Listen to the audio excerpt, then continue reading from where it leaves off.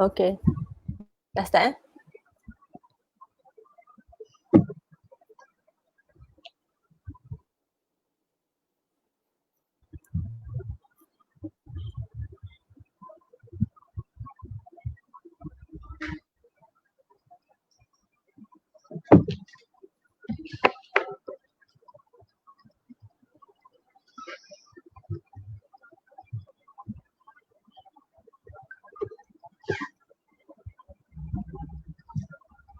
Sekejap tu saya nak tengok audience dulu.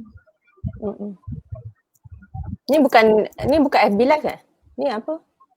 FB Live. Oh, ni Dah FB Live start dah lah. sebenarnya tapi nak tunggu ni.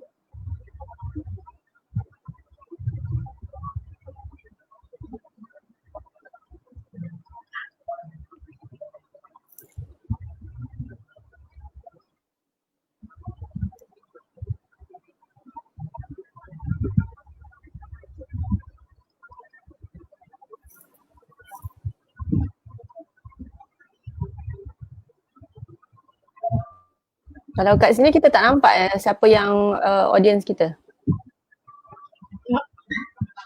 Oh, okay. Nampak dekat Facebook je. Nampak kat Facebook. So, macam mana nak tahu kalau ada seorang soal? Afifah yang monitor. Ada AJK Logistik, ada ni. Okay.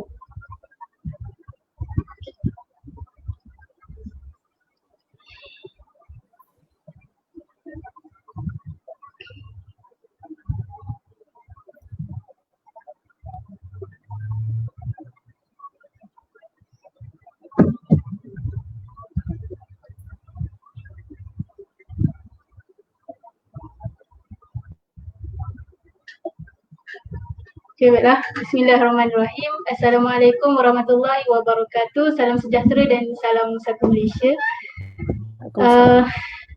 Bersama dengan anda, saya Nur Husna binti Hamzah sebagai moderator pada malam ini. Terima kasih semua sebab join live kami. Dan untuk pengetahuan semua, pada akhir forum ni insyaAllah akan dibukakan Q&A session untuk penonton bertanyakan soalan kepada doktor. Okey, para penonton sekalian, tajuk kita pada hari ini ialah kesihatan mental, hentikan stigma. Baiklah, penyakit mental dijangka menjadi penyakit kedua paling menjejaskan kesihatan rakyat Malaysia pada tahun ini, tahun 2020. Isu kesihatan mental bukan lagi isu yang asing bagi kita, namun persepsi dan penerimaan masyarakat berkait rapat dengan pengetahuan mereka tentang isu ini. Okey, sebelum kita mengupas tajuk ini, kita berkenalan dulu dengan jemputan istimewa kita, iaitu Dr. Khadijah Hasanah Abang Abdullah, pensyarah dan pesara perubatan dan pakar psikiatri Universiti Sains Islam Malaysia, dan beliau juga merupakan setiausaha Perbadanan Bukan Kerajaan Green Crescent Malaysia. Okey, Assalamualaikum Doktor. Waalaikumsalam. Apa khabar Doktor? Alhamdulillah sihat. Sihat Usna? Sihat Afifah. Sihat. Baiklah, terima kasih Doktor.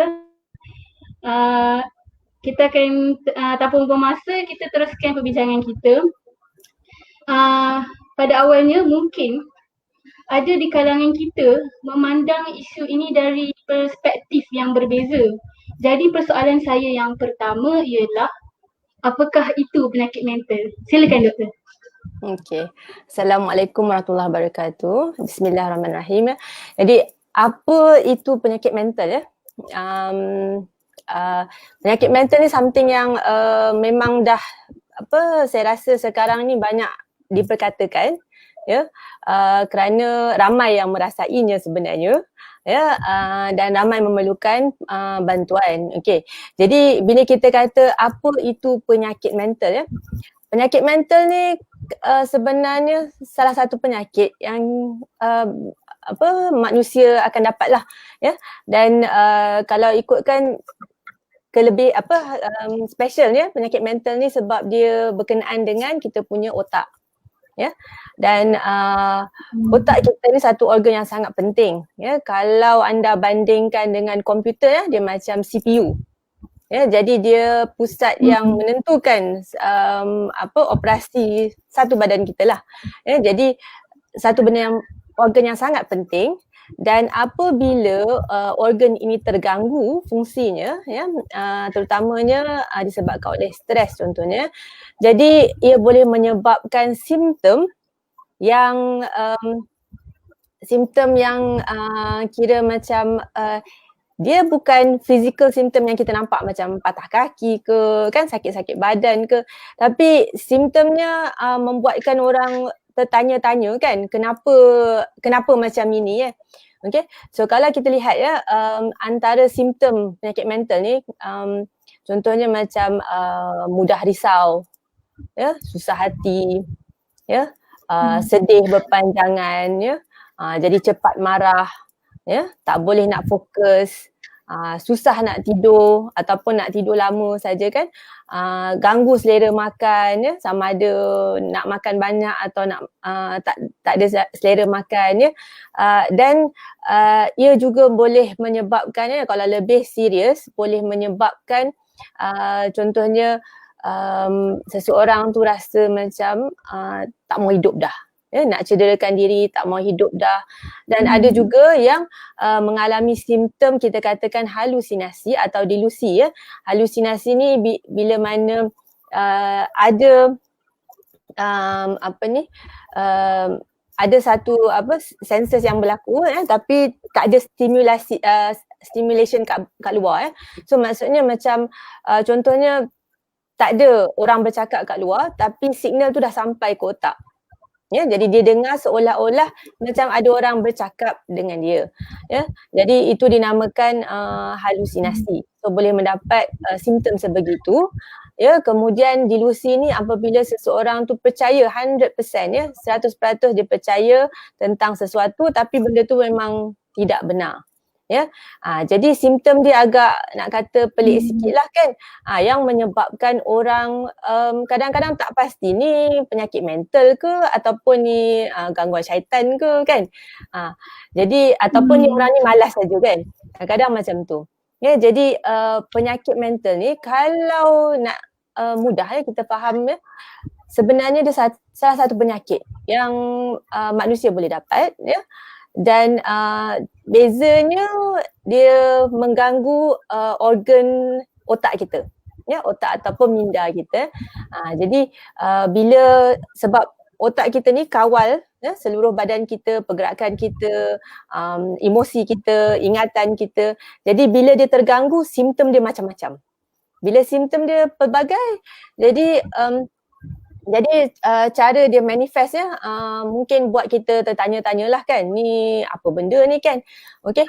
Jadi penyakit mental ni kalau yang biasa kita dengar, ya, penyakit mental ni ada depression atau kemurungan, anxiety ataupun dalam bahasa Melayu kita kata bimbang resah, ya, atau banyak risau, ya.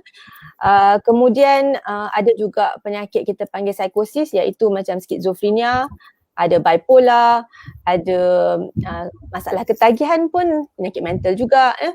Kalau yang orang tua, ya, yang kadang-kadang kita panggil nyanyuk tu, kita dalam bahasa medikalnya ialah dementia, ya, itu pun penyakit mental juga, ya. Jadi kalau dalam kanak-kanak kadang-kadang macam ADHD, ya, di mana seseorang budak tu mungkin terlalu hyper, ya, hyperaktif, impulsif, ya, dan susah nak fokus, jadi itu kita panggil ADHD, ya.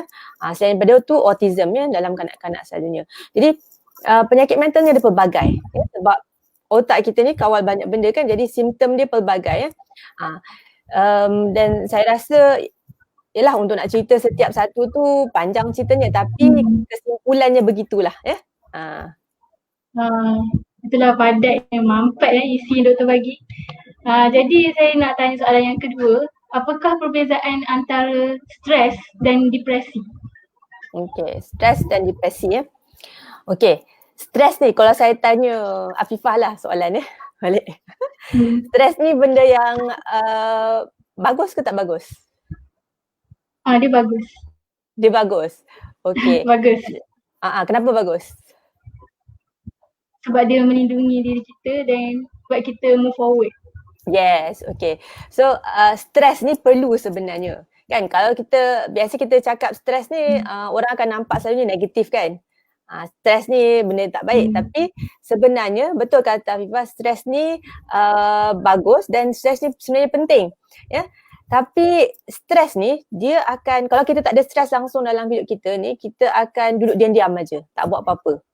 Kita tak ada motivasi pun nak buat apa-apa. Tapi bila kita ada stres sedikit, maksudnya kita akan rasa nak buat sesuatu dan benda tu akan motivate kita lah untuk buat sesuatu.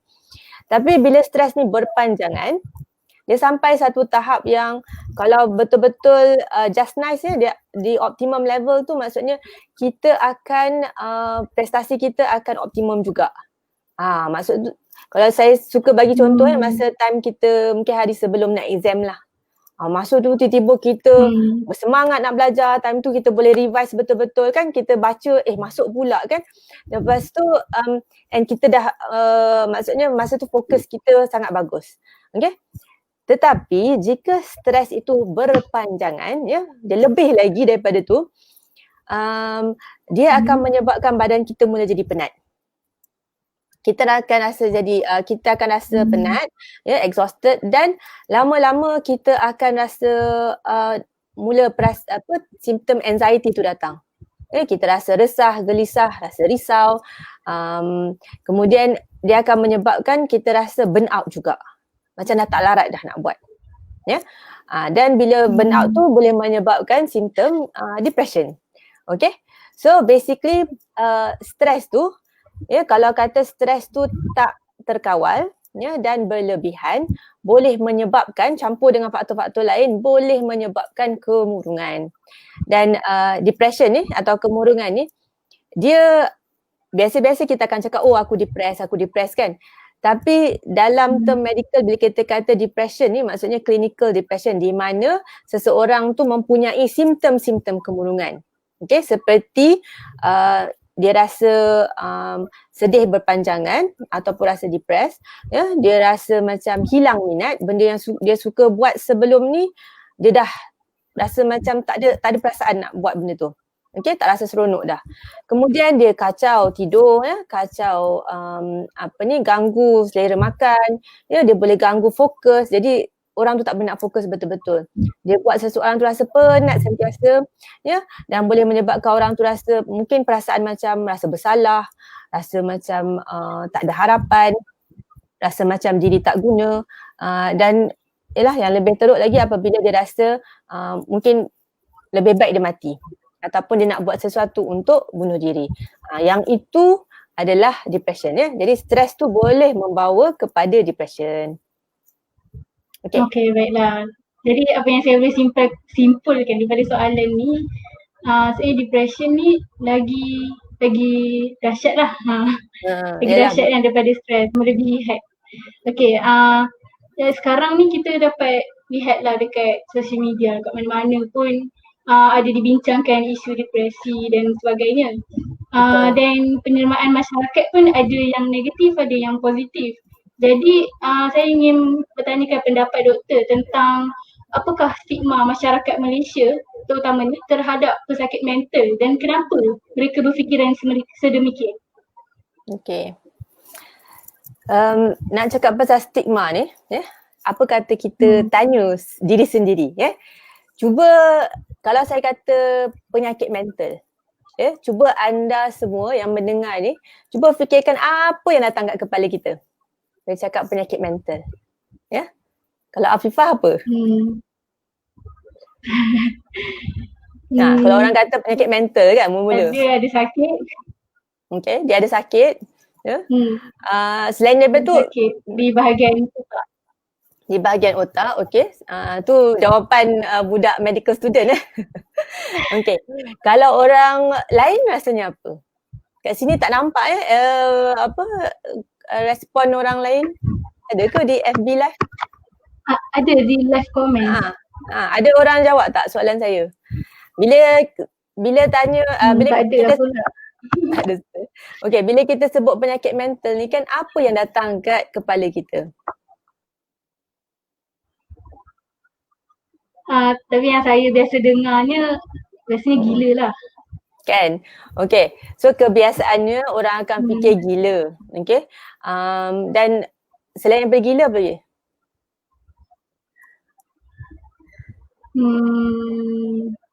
Agresif. Chemical imbalance. Jawapan budak medik. Jawapan budak medik lagi Okey, so kebiasaan yang orang akan kata lemah iman agresif mungkin dikaitkan dengan jenayah, betul? Dan mungkin orang bila cakap penyakit mental ni orang rasa takut. Takut nak dekat dengan orang penyakit mental ni kan sebab takut apa-apa jadi, apa-apa dia buat kat kita jadi stigma tu bila kita melabelkan sesuatu dengan konotasi yang negatif lah jadi penyakit mental ni dah lama lah dari dulu ada stigma di situ kerana kalau kita lihat dulu-dulu bila orang ni ada penyakit mental, especially yang kita kata serious mental illness, contohnya macam skizofrenia ataupun bipolar dalam bila dia manic dia boleh mempunyai simptom yang kita katakan tadi psikosis halusinasi, delusi Jadi dalam keadaan tu dia dah detach daripada reality dia dah berpisah daripada reality, dia macam seolah-olah dalam dunia dia sendiri.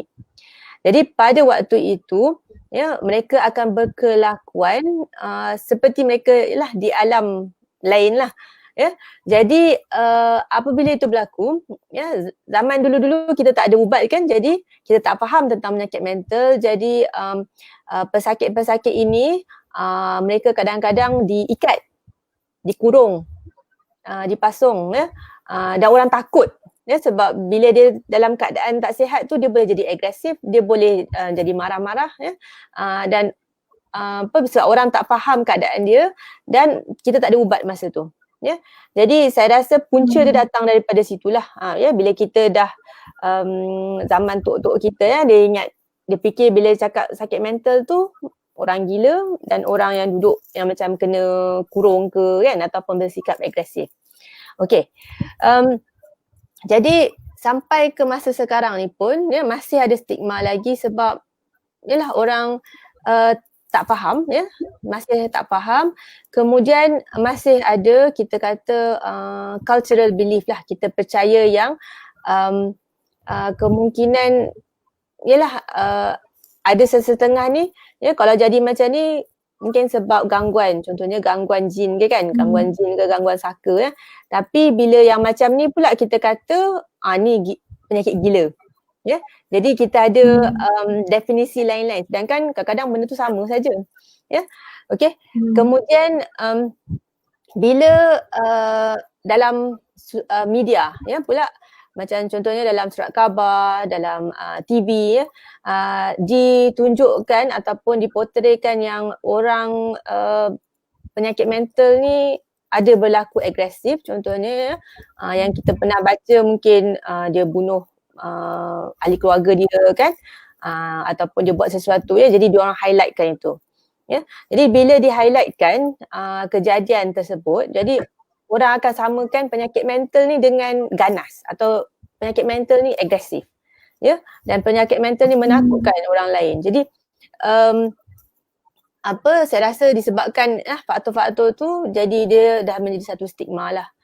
Jadi kalau kita nak hentikan stigma ni, dia start dengan pemahaman yang penyakit mental ni ialah satu penyakit dalam di organ dalam badan kita iaitu otak kita dan dia sama macam penyakit lain, bila sakit kita kena ubat lah.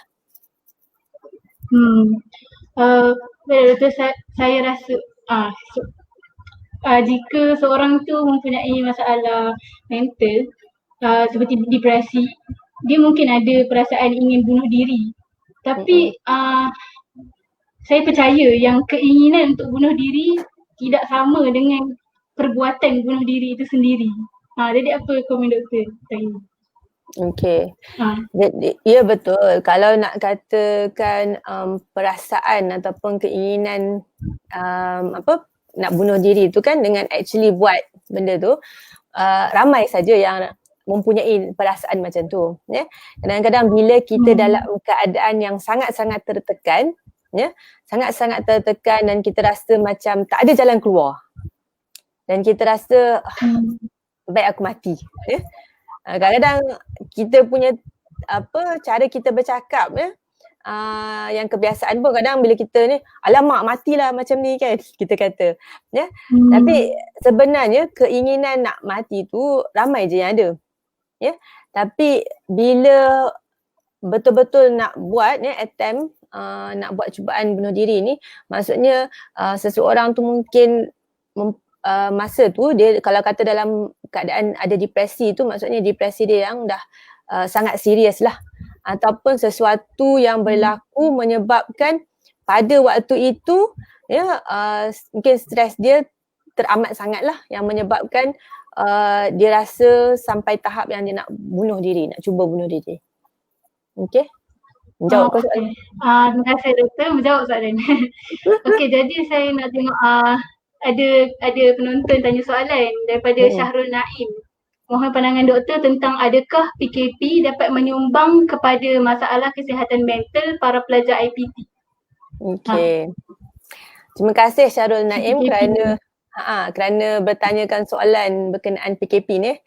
Okey. Jadi bila berlaku sesuatu perubahan dalam hidup kita, memang dia akan menimbulkan stres, ya. Tadi saya lupa nak cakap, ya, stres ni akan timbul bila berlaku apa-apa perubahan. Perubahan negatif atau perubahan positif. Katakan kalau positif, ya, contoh macam kalau kata orang tu kahwin. Kahwin macam seronok kan, dapat kahwin, ya. Tapi sebenarnya ia menimbulkan stres juga sebenarnya, ya. Dan bila kita lihat pada PKP ni, ya, katakan ni lah kita ada kita punya rutin, ya, kebiasaan kita, ya, untuk belajar IPT, ya, belajar duduk di asrama, ya, dah ada rutin kita, dah cantik dah, ya, kita dah susun jadual nak belajar macam ni, nak buat program macam ni kan, dah plan dah untuk satu sem ni kan, apa aktiviti kita nak buat, ya, apa aim kita untuk kita punya CGPA ke apa kan, kita dah ada aim, ya. Tiba-tiba datang COVID-19 ni kan, lepas tu and then PKP, ya, menyebabkan kita semua kena hantar balik rumah, ya, kena hantar balik rumah, jadi rutin kita terganggu, rutin kebiasaan kita kat universiti tu dah terganggu, ya. Lepas tu kita terpaksa nak mengatur kita punya jadual ni berbeza sikit, ya, sebab tiba-tiba online learning, ya, online learning. Lepas tu bila kita duduk di rumah, of course lah kita bukan duduk saja-saja kan, mestilah mungkin mak ayah kita suruh buat ini, suruh buat itu, betul, ya. Jadi kita ada role kita sebagai ahli keluarga, jadi kita terpaksa menunaikan tanggungjawab kita juga di situ, ya. Jadi kita mungkin tak bebas seperti kita di universiti, ya. Kat universiti kita boleh keluar sampai lewat malam, lepak dengan kawan kan. Tapi tiba-tiba balik rumah tak boleh nak keluar. Mak marah kan. Mak kata apa keluar-keluar ni kan. Time COVID ni lagi tak boleh keluar kan. Memang kena duduk dalam rumah. Jadi ada yang jadi stres, ya. Stres sebab hilang kebebasan tu. Stres sebab dia punya rutin dah terganggu, ya. Especially kalau orang yang perfectionist, ya, yang dia nak teratur hidup dia macam yang dia dah plan, ya, tiba-tiba terganggu disebabkan PKP, memang dia akan lagi stres, ya. Jadi pelajar IPT memang terganggu sewaktu PKP ni kerana rutin dah berubah, tiba-tiba, ya, dia start dengan online learning. Lepas tu kalau kata yalah ada masalah dari segi internet connection ke apa ke, benda tu boleh add on stress. Lepas tu untuk yang susah untuk belajar sendiri kan, dia lagi prefer macam yalah ada face to face ke apa ke, kadang-kadang dia susah nak belajar bila online learning ni kan. Jadi benda tu pun boleh menimbulkan stres juga, ya. Lepas tu especially kalau yang tak jumpa kawan-kawan, yang memang jenis yang suka social interaction kan, pun akan affected jugalah. Okay, so memang boleh menyebabkan stres dan saya rasa setiap universiti ada buat kan, paling kurang lah dia bagi DAS test untuk semua student kan, just untuk tahu macam mana keadaan kesihatan mental pada waktu PKP. Dan saya rasa keputusannya tinggi jugalah. Ya, ramai yang stres masa PKP. Okay lah. Jadi apa yang doktor cakap, PKP ni memberi kesan lah kepada kita dari segala sudut. Okay, saya begitu tertarik dengan soalan sahabat kita daripada Iza Azwani. Mohon pandangan doktor bagaimana kita mahu berhadapan dengan pesakit mental. Okay, bila kita berhadapan dengan pesakit mental, yalah, kalau kita ada stigma dulu, kita akan rasa macam macam mana ni kan nak berhadapan dengan mereka ni. Ya, kita rasa takut, kita rasa kalau dia kata dia depressed, kalau kita tahu dia ada depression, kita takut kalau kita cakap apa-apa, takut terluka pula hati, jadi lagi depressed ke tidak kan. Okay, so nasihat saya, kalau anda tahu kawan anda ada penyakit mental, anggaplah penyakit mental tu macam penyakit yang lain lah. Macam mana kalau you jumpa orang yang ada penyakit asma ke, diabetes ke kan, ataupun penyakit, apa-apa penyakit lain. Ya, jadi kawan kita ni yang ada penyakit mental ni sama macam dia ada penyakit, macam orang lain yang ada penyakit fizikal yang lain ya. Jadi tak ada bezanya. Ya, kalau kita boleh ada that kind of mindset kita kata dia ni tak berapa sihat sebab masalah mental, tapi kalau kata kita bagi support maksudnya dia jaga diri dia, makan ubat ke apa ke, dan insyaAllah dia okey dan dia akan function seperti biasa, tak ada masalah. Yang anda kena ingat bila orang ada apa-apa penyakit mental ni, kalau dia mendapat rawatan dan dia boleh dapat support lah daripada orang lain, family members, kawan-kawan semua, insyaAllah dia akan function seperti biasa. Jadi ada kemungkinan anda sebenarnya dah berjumpa orang yang mempunyai penyakit mental tapi dia stable, so anda sebenarnya tak tahu pun yang dia ada penyakit mental. Okay, so anggaplah bila berjumpa dengan seseorang yang ada penyakit mental, kita kata dia sama macam penyakit yang lain. So kita ada waktu mungkin kalau kata orang tu patah kaki lah katakan okay, dia patah kaki, so mungkin dia perlukan support kan, maksudnya kita mungkin bagi dia jalan dulu ke kan, kita bagi dia duduk kursi kat depan ke. So kita bila kita orang tu tak berapa sihat, kita akan bagi kelebihan kat dia lah kan, kita akan tolong dia, bagi dia sokongan So sama juga kalau kita tahu kawan kita ni ada contohnya depression dan kalau kata pada waktu tu kita nampak dia normal, tak ada masalah lah. Tapi kalau kata kita nampak dia stres sikit, jadi mungkin kita boleh bagi mungkin kata-kata sokongan, ataupun kita tanya dia, ataupun kita mudahkan urusan dia. Itu cara kita boleh bantu dia. Okay, terima kasih doktor. Saya percaya sistem sokongan daripada orang sekeliling pesakit mental itu sendiri membantu dalam proses penyembuhan mereka. Okay, jadi para penonton sekalian, kita masih lagi berada dalam majlis diskusi secara live bersama dengan Dr. Khadijah Hasanah Abang Abdullah, pensyarah perubatan dan pakar psikiatri Universiti Sains Islam Malaysia, dengan kupasan tajuk kesihatan mental, hentikan stigma. Baiklah doktor, saya lihat isu ini amat penting untuk kita cakna. Jadi bermula dari umur berapakah kita perlu mengambil tahu tentang isu ini? Okay. Saya rasa sebenarnya daripada tadika tadika pun kita dah patut diajar macam mana kita nak menjaga kesihatan mental kita. Sama juga macam kalau di tadika kan dah ajar macam mana nak berus gigi kan, maksudnya menjaga kesihatan gigi kita. Mungkin dia ajar cara pemakanan kan, banyakkan makan sayur ke buah ke. Jadi itu untuk fizikal kita. Jadi sama juga untuk mental kita pun, saya rasa pengetahuan tentang kesihatan mental, dia bukan penyakit mental lagi, kesihatan mental tu penting juga. Maksudnya macam mana kita nak tenangkan diri, bagaimana kita nak kalau kata kita marah contohnya terlalu marah, macam mana kita nak tenangkan diri ataupun nak handle situation sebegitu. So sebenarnya dari tadika lagi patut dididikkanlah cara-cara menangani stres contohnya. Ya, dan bila masuk ke sekolah rendah, saya rasa pada waktu itu dah boleh diceritakan tentang penyakit mental, kerana pada waktu itu kanak-kanak sekolah rendah dia dah faham, dia boleh faham. Dan to be honest kes-kes kanak-kanak yang datang ke psikiatri disebabkan kemurungannya dah boleh bermula daripada umur saya rasa umur 7 tahun, 8 tahun tu dah ada dah. Dah ada dah adik-adik kita yang boleh cakap dia rasa nak bunuh diri contohnya. Ya.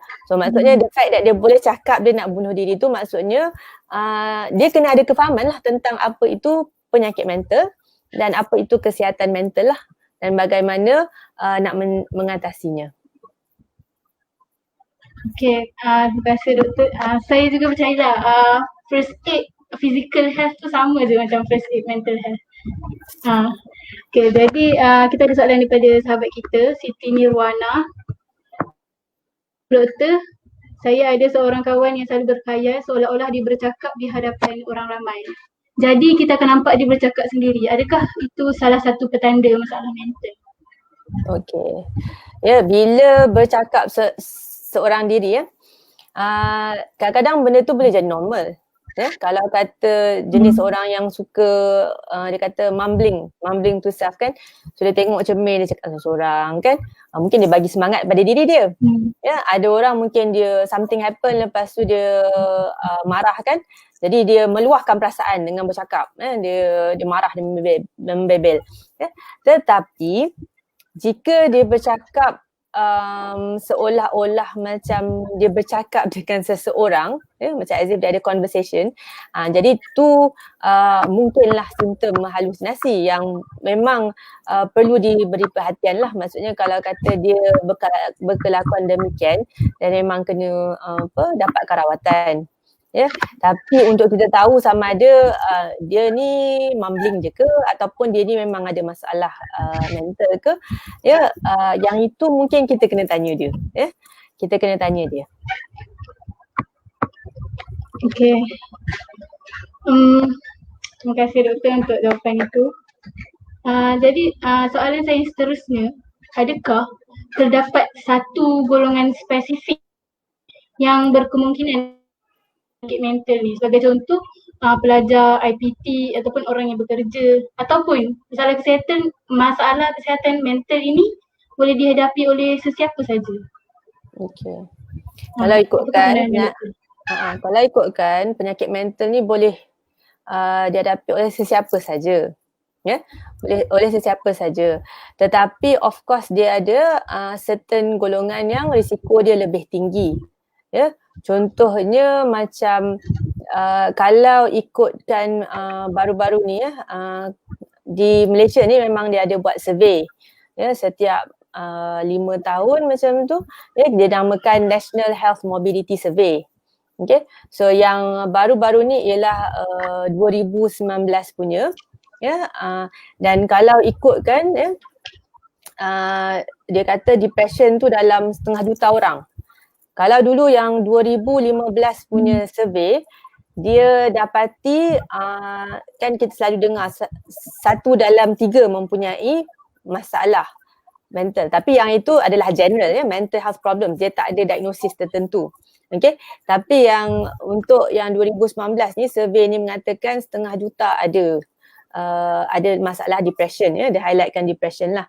Dan kalau ikutkan golongan perempuan lebih banyak, ya, berbanding dengan lelaki. Dan kemudian kalau yang di luar bandar lebih mempunyai depression berbanding yang di bandar. Okey. Kemudian kalau dia tengok dari sudut perkahwinan pula, yang single ni lagi tinggi masalah mental, ya, masalah depression berbanding dengan yang bercerai, dan yang married ni kurang sikit lah. Okay, so dia punya graf macam tu lah, ya, lebih ke yang single ni. So yang single-single tu bolehlah cari pasangan ya. Okay, buat lawak je Okay, belajar dulu. saya percaya. Kemudian yang satu lagi, Okay, yang saya satu percaya. lagi. Afifah, ada satu lagi kriteria dia tunjukkan dari sudut pendapatan ya. So dia kata B40 lebih tinggi daripada M40 dan T20 lah. So maksudnya bila ada masalah dari sudut kewangan ya, benda tu boleh menjadi satu faktor risiko lah untuk mendapat kemurungan sebenarnya. Jadi yang saya faham lah, faktor risiko ni dia untuk menambahkan risiko, bukan semata-mata itu saja sebab dia. Ya, betul. Okay, sebab masalah mental ni kompleks kan. Saya Betul, faham psychiatry ni kompleks. Kalau saya boleh tambah sikit Afifah Okay, bila dah cakap pasal punca ataupun faktor risiko yang menyebabkan seorang dapat sakit mental dia ada kalau kita bahagikan kepada 4 domain bio, psychosocial dengan spiritual lah. Bio tu maksudnya dalaman lah, genetiknya. Kalau seseorang tu ada ahli keluarga yang mempunyai penyakit mental, jadi dia mempunyai risiko yang lebih untuk dapat. Tapi tak bermaksudnya yang dia akan definitely 100% akan dapat jadi dia bergantung pada faktor-faktor yang lain juga. Tapi kalau dilihat lebih kurang dia sama macam kalau orang kata mak ayah saya ada kencing manis, jadi saya pun ada risiko untuk dapat kencing manis. Tapi tak semestinya semua anak beranak dia dapat. Okay, tu satulah faktor biological Yang kedua psychological tu maksudnya cara kita berfikir. Personality kita. Itu salah satu faktor juga. Macam mana kita cope dengan stres, macam mana kita tangani stres. Kalau kita kurang pandai menangani stres, jadi benda tu boleh menyebabkan kita lagi mudah untuk mendapat penyakit mental. Yang ketiga tu social environment kita. So maksudnya kewangan kita, keluarga kita, kawan kita, contohnya pelajaran kita ataupun pekerjaan kita. Benda tu semua boleh menjadi faktor risiko. Dan yang last sekali spiritual lah. Jadi spiritual ni penting juga. Hubungan kita dengan Tuhan kan. Kalau kita punya hubungan dengan Tuhan ni kuat, dia boleh menjadi faktor pelindung. Tapi kalau hubungan kita agak renggang, jadi kadang-kadang bila kita dalam keadaan stres, kita rasa macam dah tak ada orang kisah dengan kita dan bila kita rasa macam orang lain tak kisah, at least kalau kita rasa yang Tuhan ni masih ambil berat tentang kita, jadi kita rasa still ada someone. Tapi kalau hubungan tu pun tak ada, jadi benda tu boleh menyebabkan kita mudah lagi untuk mendapat masalah kemurungan lah. Okay, jadi dia ada banyak faktor. Saya tahu ada masalah mental seperti personality disorder ataupun kecelaruan personality yang menyebabkan itu berkelakuan sedikit lain daripada orang lain kan. Jadi adakah mereka yang mempunyai masalah kesihatan mental seperti ini berpeluang untuk menjalinkan hubungan yang sihat dengan orang lain? Macam boleh ada boyfriend, girlfriend dan lebih jauh lagi berkahwin. Apa pendapat doktor? Okay. So Afifah tanya ni untuk penyakit mental secara keseluruhan atau personality disorder? Mungkin samalah lebih kurang lah. Okay. Okay. So penyakit mental ni macam Afifah point out tadi, ada juga kita ada satu lagi kategori yang kita katakan masalah personality. Kecelaruan personality atau personality disorder. Dan personality disorder pun ada banyak jenis juga. Jadi personality ni setiap orang ada personality masing-masing dan kita ada setengah orang mungkin dia agak perfectionist, ada setengah orang dia suka nak menonjolkan diri dan tetapi personality ni kalau kata dia severe sangat, teruk sangat sampai dia menyebabkan gangguan pada fungsi seseorang itu, baru dia akan dinamakan penyakit.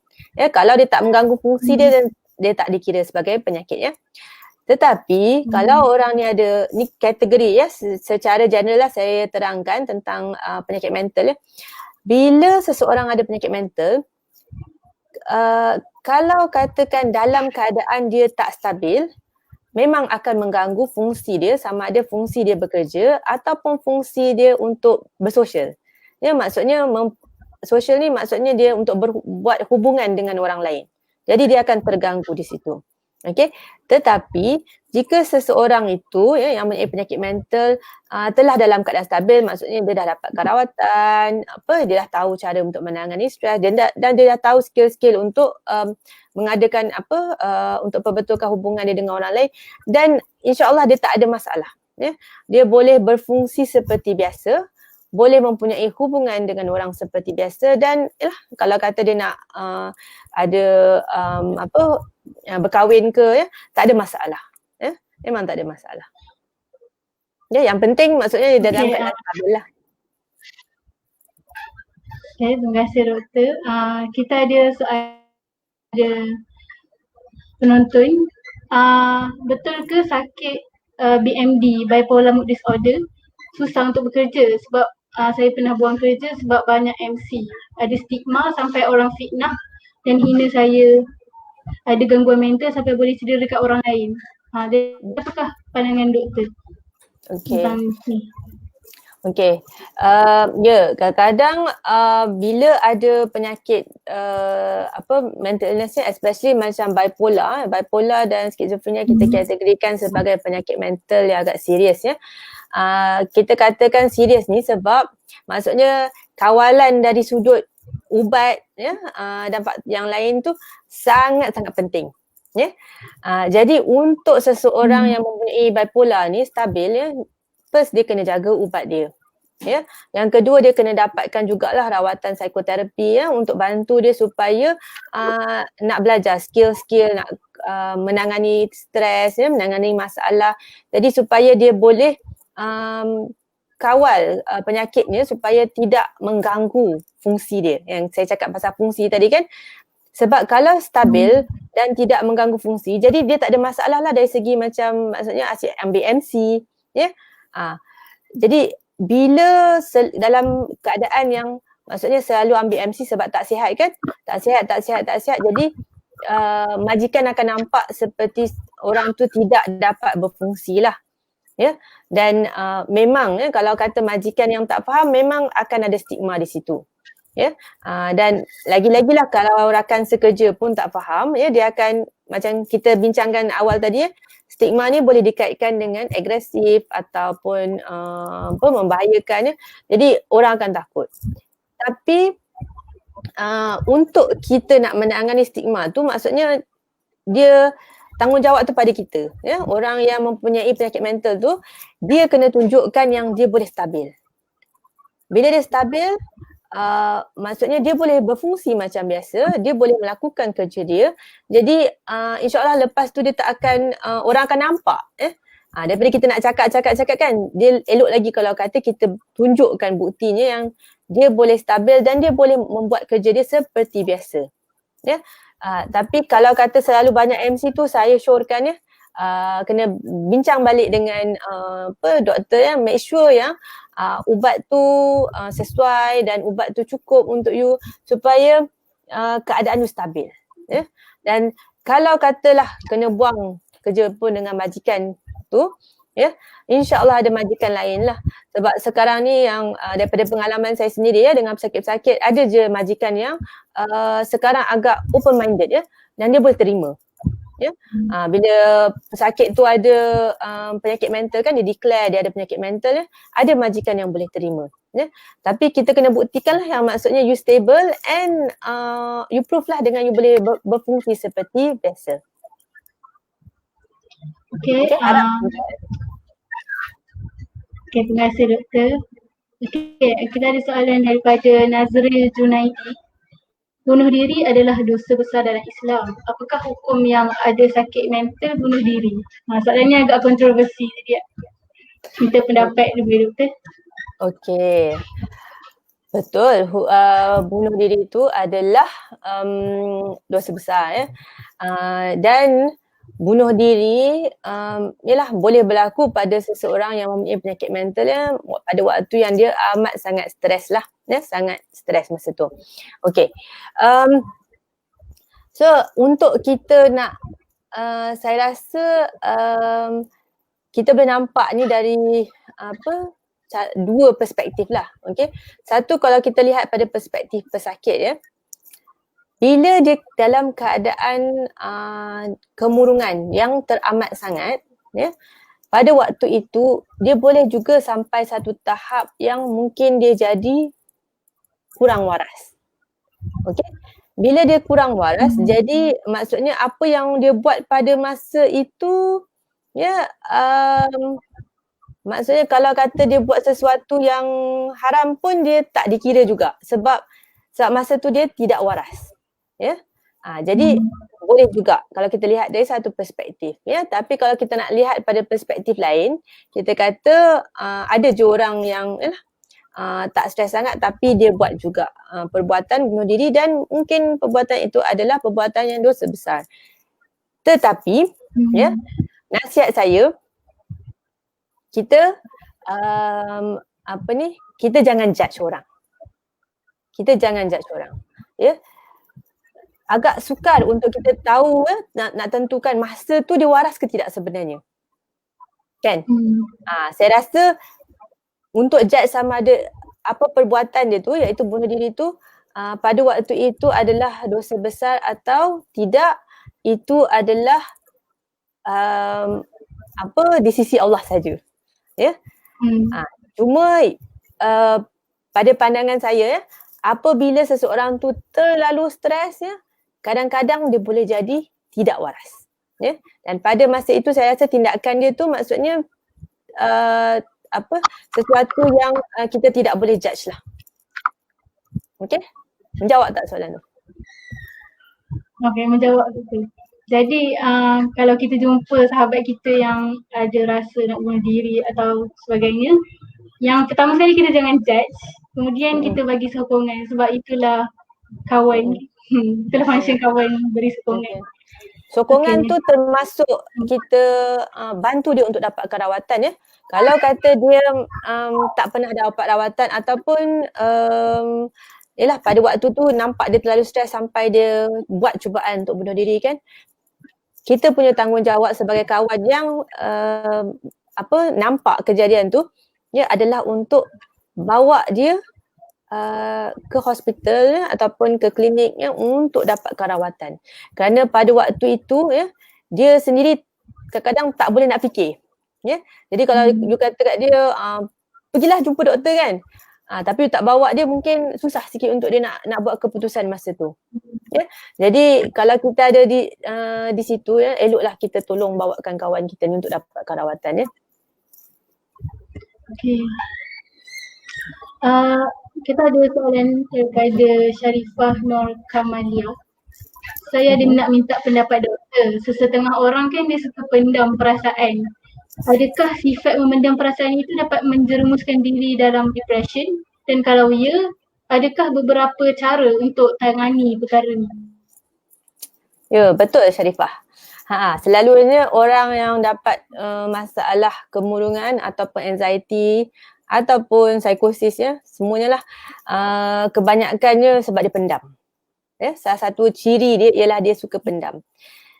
Pendam lama-lama dia meletup. Macam saya selalu bagi contoh kat pesakit saya, dia macam volcano lah, macam gunung berapi kan. Dia dah pendam sampai satu tahap dia dah sampai kat ujung. So sikit dia trigger, lepas tu dia meletup. Ya. Jadi sebaik-baiknya ya, kita kenalah belajar macam mana nak tangani stres ya. So maksudnya kalau kata something happen kat kita ya, kalau kita pendam, simpan, memang dia akan jadi lagi banyak ya. So apa kita boleh buat? Nombor satu, kalau kita ada somebody yang kita trust ya, yang kita percaya, kita bercakap dengan dia, kita luahkan dengan kawan kita ya, kita luahkan. Jadi bila kita luahkan, kita akan rasa lega. Kita luahkan pada kawan kita ni bukan untuk kita nak suruh dia selesaikan masalah kita ya, tapi untuk kita nak keluarkan aja. Okay, so luahkan is a good way ya. Nombor satu. Nombor dua, kalau kata you tak jumpa orang untuk nak luahkan, so tak jumpa orang yang kita percaya ya, semua orang kita percaya. Jadi kita luahkan dengan cara kita menulis. Ya, sebaik-baiknya menulis dalam macam diary, ya. Kita kata journaling, ya. Journaling ni bila kita tulis, ya, dalam buku kita tulis apa perasaan kita, ataupun kita lukis, ya, ataupun kalau kita marah masa tu kita boleh tikam buku tu kan. Jadi kita keluarkan. Okey. Jadi itu antara cara yang sihatlah untuk keluarkan. Selain daripada itu, kita boleh macam contoh cara untuk menangani stres, ya, macam senaman, ataupun kita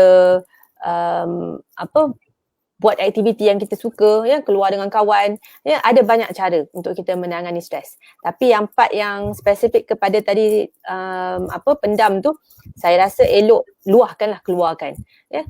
Kalau katakanlah tak jumpa cara lain, ya, you rasa you nak kena cakap juga dengan orang tapi tak ada orang yang trust, you carilah profesional, ya, seperti kaunselor, ya, di universiti mesti ada kaunselor kan, kaunselor, sama clinical psychologist ataupun pakar psikiatri, ya. So you ada banyak pilihan, ya. Kalau kata kita jumpa awal dapatkan khidmat profesional, insya-Allah lagi mudah, ya. Kalau di Malaysia ni kita selalunya simpan sampai kita dah teruk baru kita datang jumpa kaunselor ataupun datang jumpa clinical psychologist atau psikiatris, ya. Tapi kalau anda lihat, ya, di barat, ya, ataupun di luar, di kira negara maju lah, ya, jumpa psikiatris ni ataupun psikologis ni perkara biasa, ya. Rasa stres, lepas tu you rasa macam nak faham kenapa you berfikir macam ni ke, you pun boleh dah jumpa psikiatris, ya. Tak semestinya sampai dah tahap dah kena diagnose as depression baru you datang jumpa. Sebelum tu pun boleh jumpa. Jadi kalau kita jumpa awal, benda tu boleh mengelakkan sebenarnya kita daripada dapat penyakit mental tu. Okay, jadi tadi doktor ada menyebutkan tentang kita nak luah tapi tak jumpa orang yang kita nak trust. Jadi saya ingin berkongsikan kepada penonton tentang suicide hotline Malaysia, iaitu BeFriend. Nombor dia ialah 0376272929. Okay, saya ulang, 0376272929. Inilah BeFrienders, orang yang terlatih untuk mendengar permasalahan anda. Okay. Jadi soalan saya yang seterusnya, mereka yang mempunyai masalah mental ni, beranggapan bahawa mereka tidak lagi mempunyai harapan, ada segelintir. Adakah pesakit mental berpeluang untuk sembuh sepenuhnya dari penyakit ini? Okay. Dia bergantung juga pada penyakit. Tadi kan kita cakap penyakit mental ni ada pelbagai, ya. Dan kalau kita tengok pada penyakit macam depression and anxiety, ya, chances untuk peluang untuk terus sihat tu lebih tinggilah, ya. Dan kalau datang awal, ya, untuk rawatan lebih tinggi peluang untuk sihat dan terus sihat, ya. Tapi kalau datang agak lewat, kadang-kadang maksudnya masalah tu dah jadi lagi besar, simptom tu lagi teruk, ya. Dan sebenarnya bila ada penyakit mental ni, kalau kita biarkan lama-lama, sebenarnya dia mengganggu kita punya bahan kimia ataupun neurotransmitter kita dalam otak dan juga neurons kita dalam otak tu, ya. Jadi sebenarnya ada benda fizikal yang berlaku tapi kita tak nampak je lah sebab dekat dalam kan. Jadi kalau dibiarkan lama memang akan terganggu. Jadi kalau kata dapat dapat rawatan awal tu yang lebih peluang lebih baik lah untuk sihat, ya. Memang kalau kata penyakit serius, penyakit mental yang serius seperti skizofrenia dan bipolar, especially skizofrenia lah, ya. Memang kalau ikutkan daripada kajian, ya, dia kata 1/3, ya, akan pulih. 1/3 tu so-so lah dan 1/3 tu memang payah nak pulih, ya. So kalau penyakit mental yang serius ni memang ada kategori yang lah kita cuba ubat macam mana pun kita mungkin tak dapat nak pulihkan dia 100%. Ya. Jadi sebab itu penting ya, bila ada tanda-tanda awal tu cepat-cepat datang jumpa doktor supaya dapat rawatan awal. Sebab selalunya kes-kes macam ni maksudnya dah lama lah. Dia punya orang kata duration of untreated illness tu maksudnya dia tak dapat rawatan tu agak lama, bertahun-tahun. Ya, jadi kerosakan yang berlaku pada otak dia dah jadi macam permanent lah. Ya, jadi bila kita bagi ubat pun susah nak baik. Saya ingin kongsikan pengalaman saya. Saya ada jumpa seorang ni, dia ada penyakit skizofrenia dan dia makan ubat sampai makan ubat seumur hidup. Tapi dia punya simptom skizofrenia iaitu hallucination dan delusion. Simptom dia dah, jadi dia boleh bekerja macam biasa, seorang biasa. Jadi kesimpulannya kalau dah nampak simptom tu pergilah terus dapat perawatan. Betul. Okay, sekarang kita lihat pada soalan-soalan daripada penonton. Okay, daripada Kaisa, sebagai ibu bapa, sudah tentu mereka mahu anak-anak mendapat keputusan yang cemerlang dari segi akademik. Ini merupakan perkara yang normal di mana-mana sahaja, terutamanya kepada ibu bapa dari generasi X. Tapi apabila anak mereka daripada generasi milenial menganggap tindakan mereka itu mendatangkan stres kepada mereka, bagaimanakah cara untuk menangani masalah jurang perbezaan antara generasi? Jurang perbezaan dalam perspektif.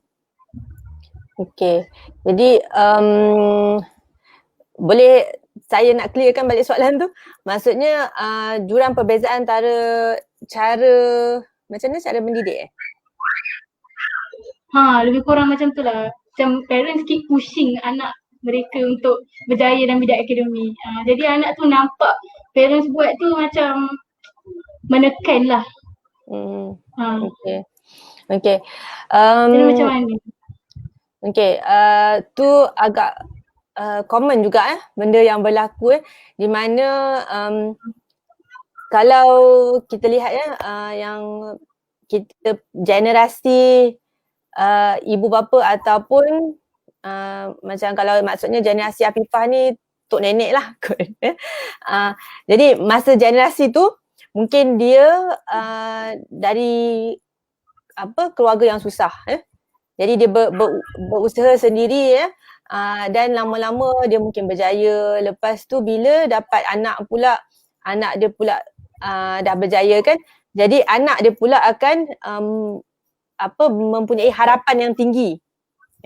Dan dia akan cuba push anak-anak ni untuk buat yang terbaik. Sebab dia rasakan kalau dia push anak-anak akan dapat achieve yang terbaik dan akan memudahkan hidup. Tetapi bila galakan ni terlalu kuat boleh juga menyebabkan seseorang tu menjadi stres dan macam saya cakap tadi lah, bila stres tu jadi berlebihan dia dah tak jadi satu motivasi dah.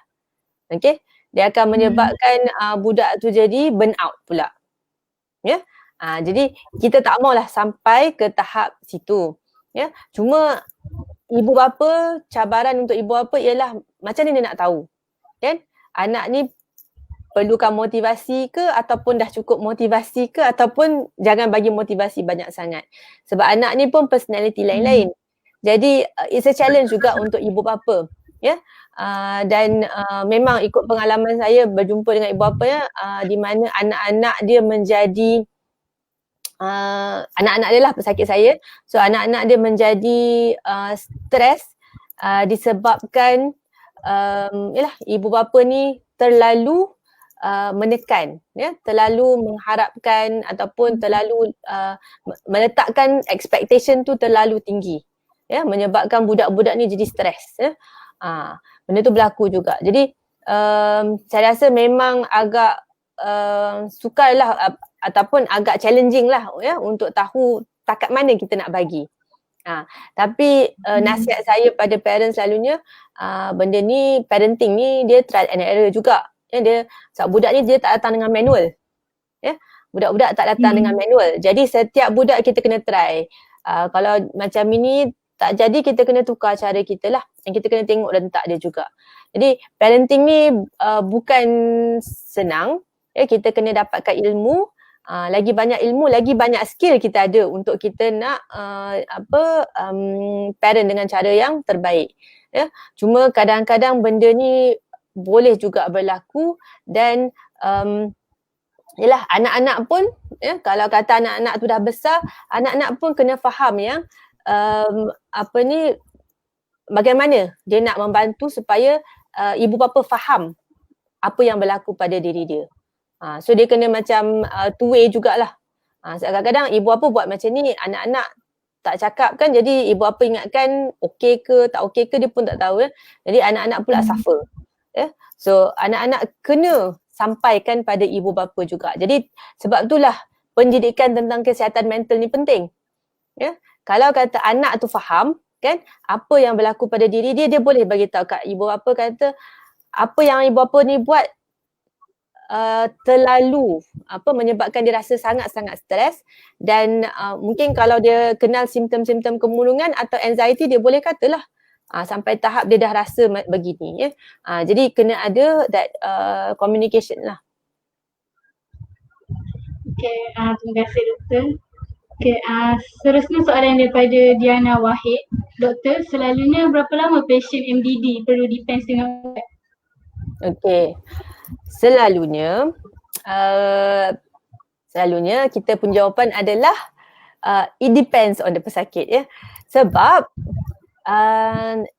bila pesakit tu dia dah makan ubat lepas tu and then dia dah well dia dah boleh function. Yang penting dia dah boleh function seperti biasa then kalau kata first time perkara ni terjadi pada dia, kita akan pada waktu yang dia kata, doktor saya rasa saya dah 100% dah well so dari situ kita akan kira at least macam 6 bulan atau 9 bulan kita akan maintainkan dulu dengan dos yang sama. Okay, kenapa kita kena maintain? Kalau dah well patutnya off je lah kan doktor.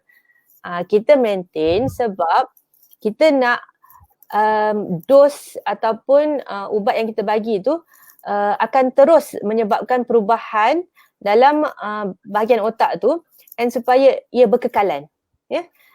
Perubahan yang berlaku tu berkekalan dan stabil. Jadi kita bagi masa sikit.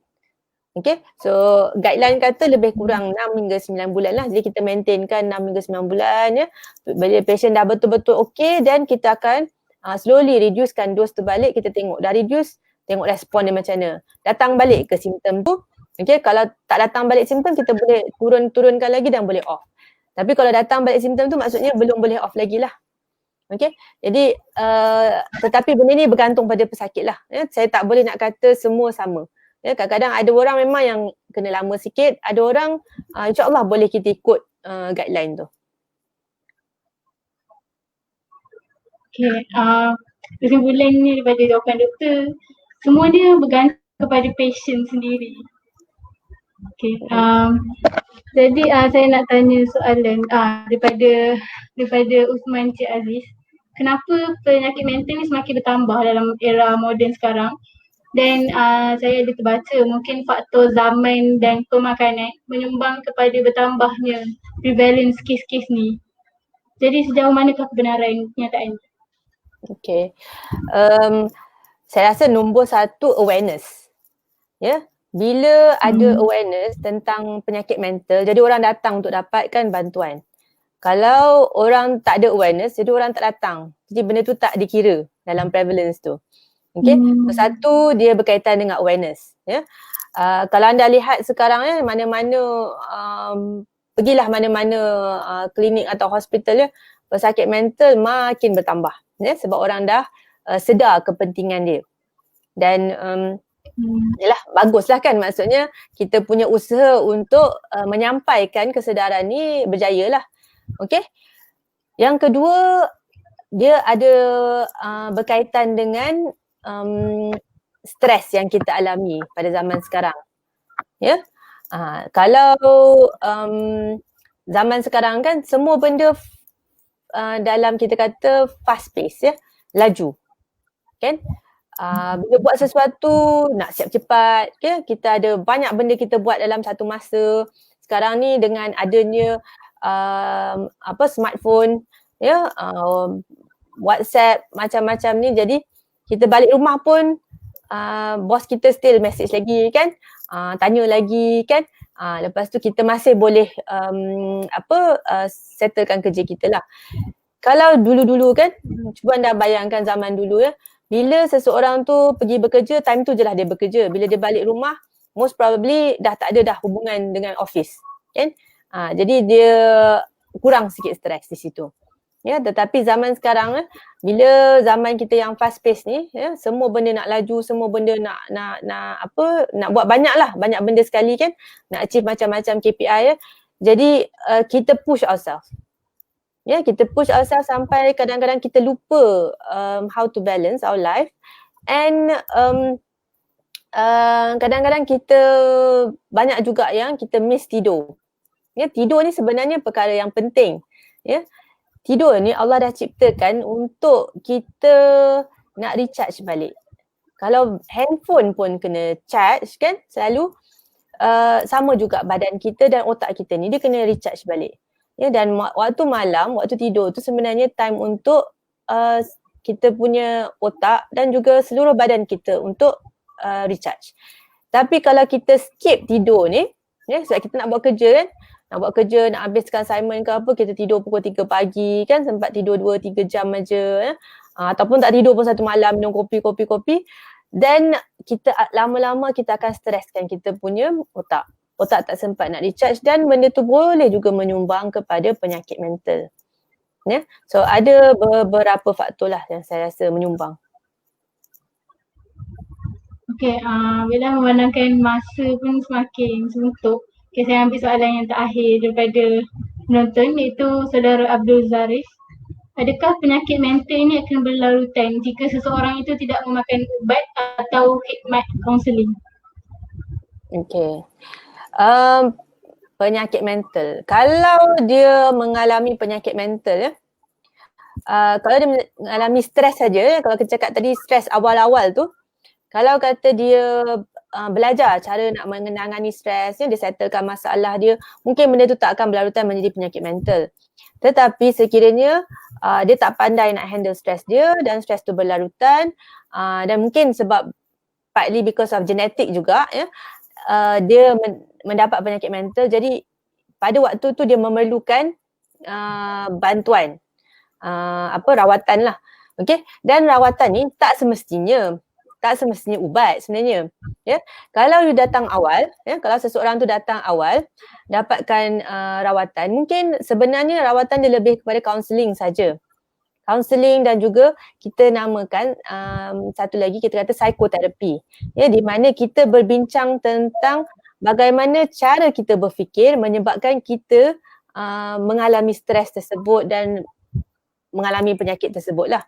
Okay? Jadi kita ubah cara kita berfikir, dan ni memerlukan proses tertentu yang kita namakan psikoterapi lah. Kita melalui satu proses ya.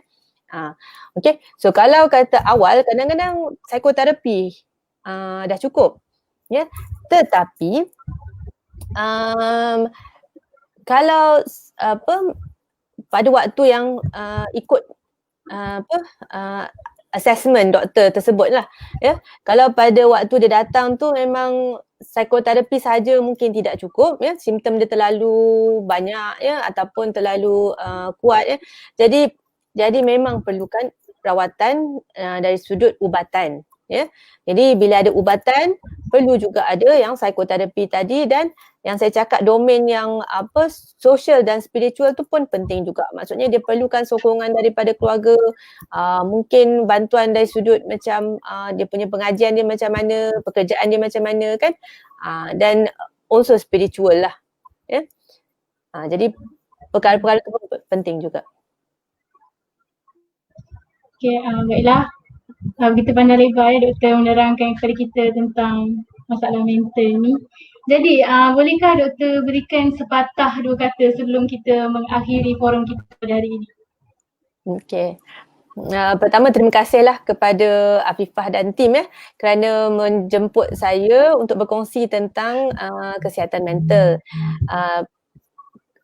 Berbincang tentang kesihatan mental ni sangat penting lah sebab di zaman sekarang zaman fast pace dan penuh dengan social media dan macam-macam memang akan menyebabkan ramai di antara kita yang mengalami stres yang berlebihan. Jadi kita kena belajar bagaimana untuk menangani stres, tu satulah. Yang kedua, kita kena faham kepentingan untuk hentikan stigma berkenaan penyakit mental ni. Kita anggaplah penyakit mental ni satu penyakit yang sama dengan penyakit-penyakit yang lain jadi bila kita sakit kita dapatkanlah rawatan kalau boleh dapat rawatan awal tu lagi terbaik.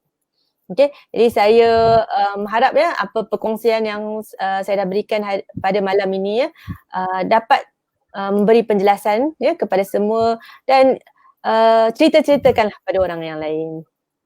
Terima kasih. Terima kasih doktor.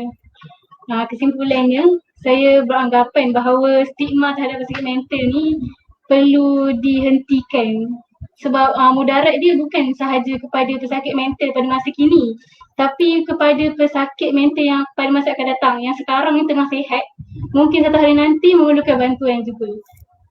Dan akhir sekali untuk pesakit mental sendiri anda perlu tahu yang anda tidak berseorangan dan boleh mendapatkan rawatan sekiranya anda mendapat gejala-gejala penyakit mental dan ahli psikiatri dan psikologi bersedia untuk menerima dan membantu anda dalam hal ini. Anda boleh sembuh. Dan meminta pertolongan menandakan bahawa anda seorang yang berani, bukan seorang yang lemah.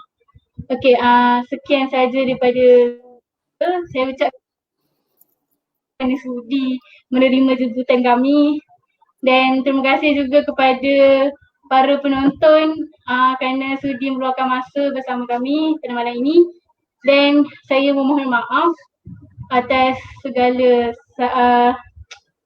salah bicara. Okey, juga mewakili panel kita ingin mengucapkan terima kasih lah kepada semua orang. Terima kasih semua. Terima kasih semua. Assalamualaikum. Assalamualaikum warahmatullahi wabarakatuh. Salam sejahtera dan salam satu Malaysia. Okay. Terima kasih doktor. Okay, Assalamualaikum. Jumpa lagi.